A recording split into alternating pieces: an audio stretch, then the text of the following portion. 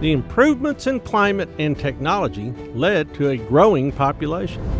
Soon, people began to scatter across North and South America in ever greater numbers.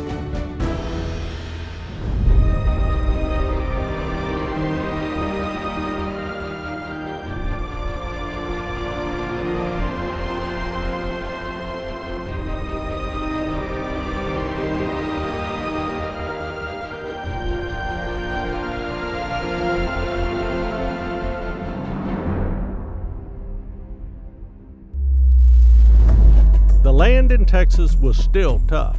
If you found a good campsite and hunting ground, you guarded it. You needed to eat, after all, and you needed things that you could trade to other groups for things that you didn't have yourself.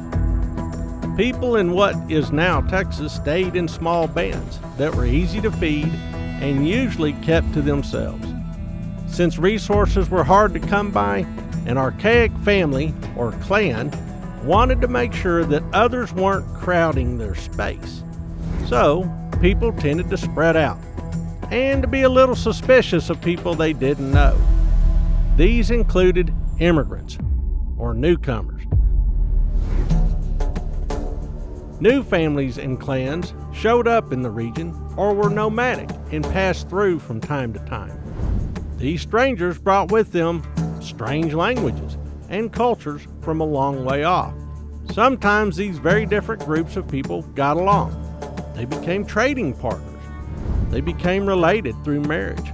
But not everyone got along. Sometimes they became bitter enemies. In places that had abundant resources, like wood and water, larger societies emerged. As the archaic period faded into the late prehistoric era, just a few thousand years ago, several impressive cultural zones arose in the Americas.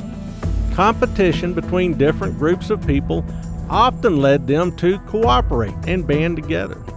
These new groups, these larger groups, could share their resources and become stronger by working together. The woodlands culture arose in the great North American forest about 1000 BCE and expanded and developed for the next 2,000 years. These peoples created impressive mounds, practiced large-scale agriculture, and developed extensive trade routes. Some of this new culture spread into what is now East Texas, and even across the Great Plains to the Texas Panhandle, where they were known as the Antelope Creek culture, and mined the rich Alabates flint quarry to make items for trade. These woodlands people, also known as Proto-Caddoan people, lived on a cultural and trading frontier. To the west were the sophisticated peoples of the desert Southwest, the ancestral Pueblo culture, also called the Anasazi. The villages of the Jornada Mogollon lay in the western Trans-Pecos of present-day Texas. In between lived groups of nomadic hunters and foragers who moved from place to place following the bounty of the land and helping make trading deals between these very different cultures.